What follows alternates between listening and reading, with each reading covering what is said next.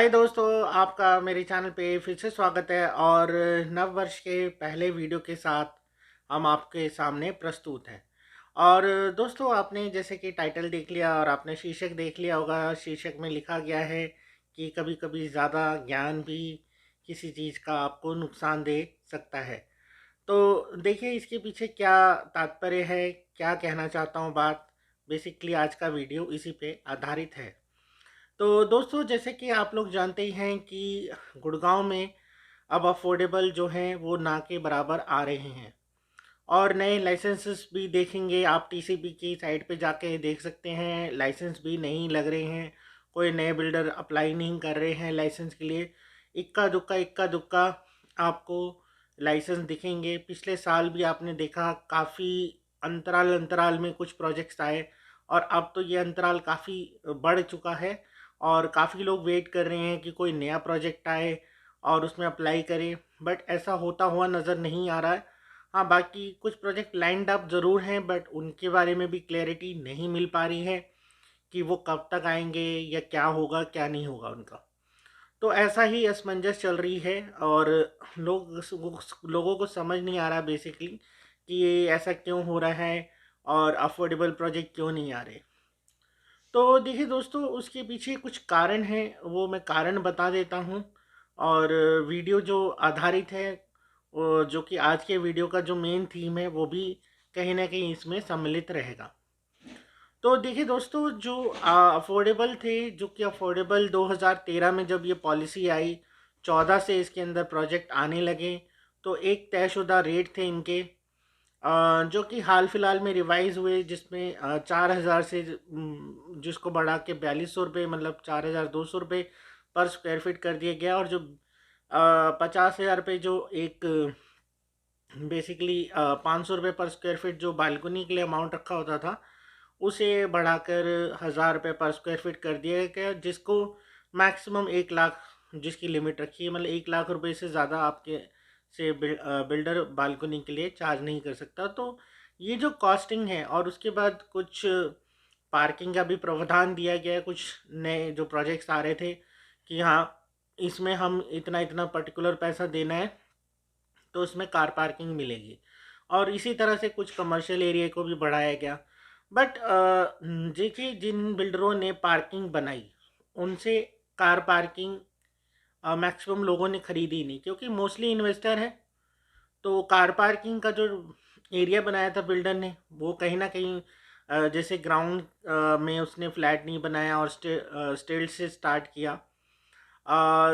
मतलब sorry, ground, हाँ, ground पे उसने फ्लैट ना बनाते हुए अपना प्रोजेक्ट आगे अपर ग्राउंड से स्टार्ट किया और स्टेल स्पेस छोड़ा। तो उसकी कहीं ना कहीं कॉस्टिंग भी पड़ी उस स्पेस को छोड़ने की, बट वो कहीं ना कहीं वसूली नहीं जा पा रही।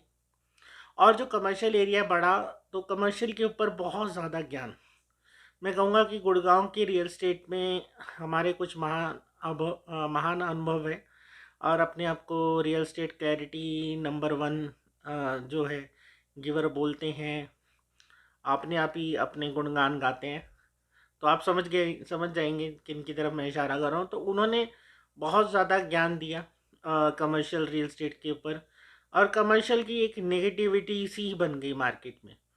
ठीक है, कमर्शियल में मैं ये भी मानता हूँ कि उनकी सारी बातें गलत नहीं थी। उनकी बातें सही भी थी। कुछ बातें वो सही भी कहते हैं, बट कुछ बातें गलत भी थी। बट वो नेगेटिव माहौल ऐसा बना क्योंकि उनका सब्सक्राइबर बेस आज के समय में गुड़गांव में सबसे ज़्यादा है।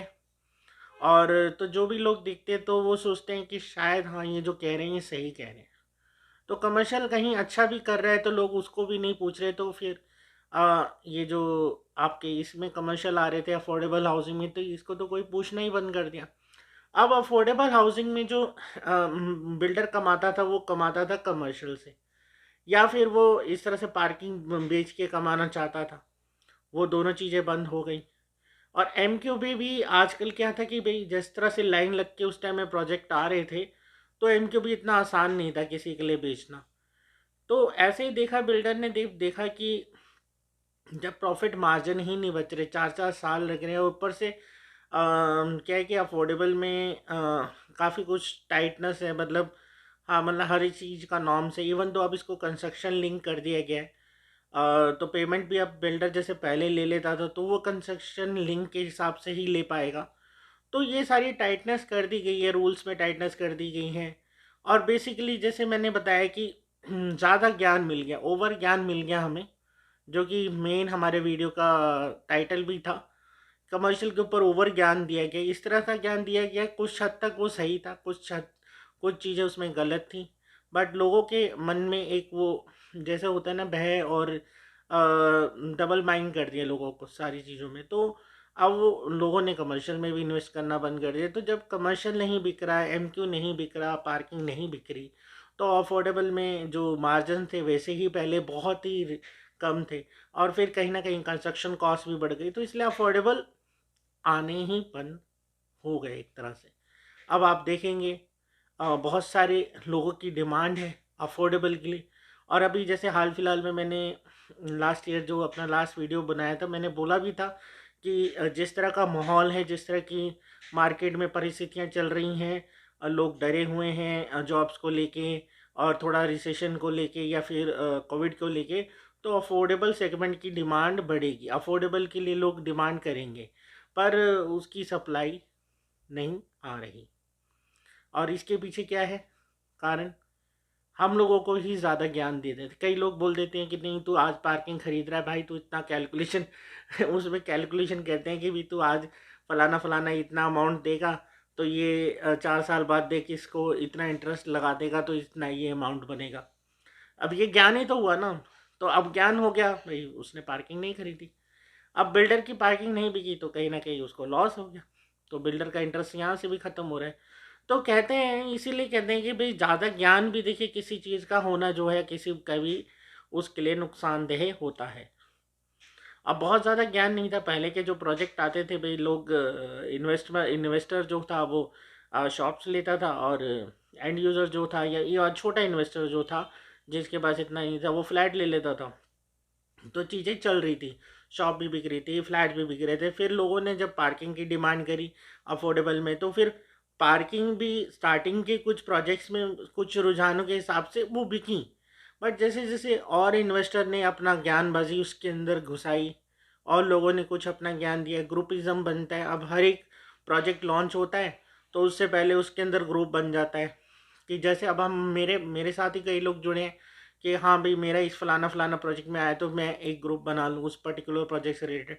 अब वहाँ पे बहुत सारे लोग होते हैं, तरह तरह के लोग होते हैं, किसी की मैंटेलिटी किसी तरह की, किसी की मैंटेलिटी किसी की क्या मंशा है, किसी की क्या मंशा है, तो वो उसके हिसाब से सजेशन देते हैं। तो जैसे जिसका मन भी हो पा, कोई कार पार्किंग लेने की सोच भी रहा है, या शॉप भी लेने की अफोर्डेबल की सोच रहा है, तो वो उसका मन जो है, विचार वो बदल जाता है, क्योंकि मोस्टली लोग नेगेटिव उसके बारे में बोलते हैं।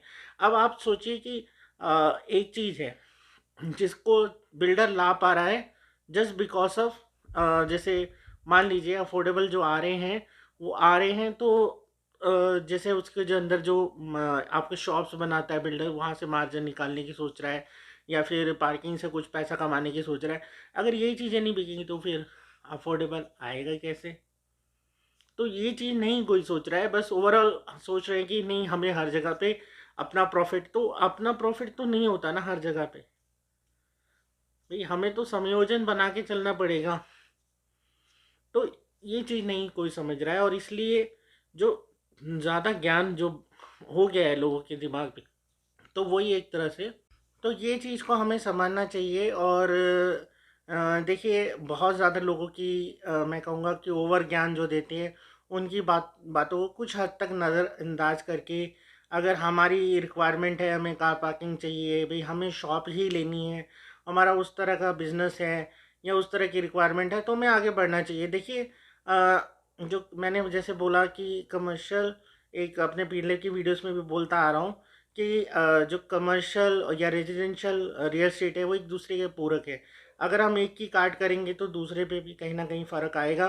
तो आप देख ही रहे होंगे कि आप अगर कमर्शियल में इन्वेस्टमेंट नहीं कर रहे, तो या फिर इस तरह से बिल्कुल पार्किंग को भी दरकिनार कर रहे हैं, अगर बिल्डर ने पार्किंग बनाई है, पार्किंग का प्रोविज़न दिया है अपने प्रोजेक्ट में, तो बिल्डर के पास मार्जिन नहीं बचते हैं, बिल्डर का भी इंटरेस्ट ख़त्म हो जाता है, बिल्डर भी इस तरह के प्रोडक्ट को नहीं लाना चाहता है। तो अगर आप चाहते हैं कि अफोर्डेबल फ्लैट कंटिन्यू रहे, तो आप कहीं ना कहीं कुछ बढ़ चढ़ कर मैं कहूँगा कि बिल्डर को भी सपोर्ट करें। इस तरह से अगर कोई पार्किंग लाता है तो उसकी पार्किंग को खरीदें, जिससे कि वो आने वाले प्रोजेक्ट्स में और पार्किंग बढ़ाए, और कुछ इस तरह की एमिनिटीज़ हैं तो उस प्रोजेक्ट को भी आप मैं कहूँगा कि लोकेशन ही लोकेशन को मत देखें।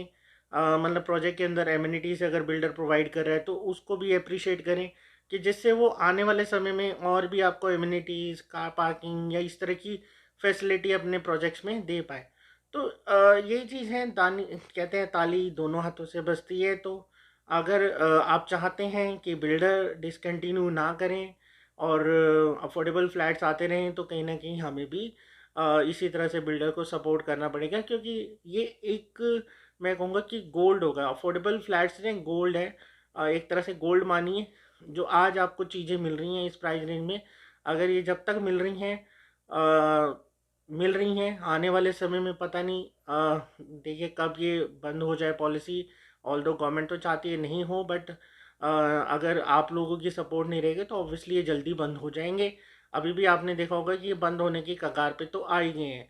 तो ये हम लोगों का भी सपोर्ट चाहिए होगा इस पे। हम लोगों को भी जो इन्वेस्टर हैं, हमें भी थोड़ा सोचना पड़ेगा दूसरे तरीके से, कि हाँ किस तरह से हम आगे बढ़ चढ़ कर इसमें पार्टिसिपेट करें, अफोर्डेबल स्कीम्स जो आती हैं। और इसमें कहीं ना कहीं जो हम कहते हैं कि भाई हम यहाँ पे पैसा बचाने, वहाँ पैसा बचाने, नहीं, इस चीज़ को देखें कि हाँ यार, आपको 30-35 लाख के अंदर विद कार पार्किंग अगर आप ड्रॉ में जाते हैं तो चीज़ें पड़ रही हैं। तो इस चीज़ को आप सोचिए कि हाँ इतने में आपको फ्लैट मिल रहा है। आप इस चीज़ को मत सोचें कि हाँ नहीं, मुझे मैंने 2-3 लाख रुपए एक्स्ट्रा दे दिया, मेरी क्या कैलकुलेशन होगी, वो आप उसे एक साइड रखें। आप ये सोचें कि अगर आपके पास पार्किंग है तो आपके लिए कितनी सुकून की बात है। आप कभी रीसेल करें, कभी आप रेंट आउट करें चीज़ें, तो आपकी ईजिली हो जाएंगी। जो विदाउट कार पार्किंग लोग हैं, उनके फ्लैट ना तो रीसेल हो पाएंगे, ना वो रेंट आउट हो पाएंगे ईजिली, क्योंकि कार पार्किंग ये तो मस्ट है ही है। और वो भी गुड़गांव जैसी लोकेशन में, जहाँ पे ये आउटर मैं कहूँगा कि आउटर लोकेशन पे ये फ्लैट्स आ रहे हैं। तो इन बातों को समझें। रियल एस्टेट को भी बिल्कुल मैं कहूँगा कमर्शियल रियल एस्टेट को भी दरकिनार ना करें, क्योंकि ये मैं जैसे पहले बोला कि ये दो कमर्शियल और रेजिडेंशियल एक दूसरे के पूरक है, एक को काटेंगे तो दूसरे पे भी फ़र्क पड़ेगा। तो चलिए दोस्तों, जो चीज़ मैं समझाना चाहता था, जो बात मैं समझाना चाहता था, जो संदेश देना चाहता था, वो मैं समझता हूँ कि वो आप तक दे पाया हूँ।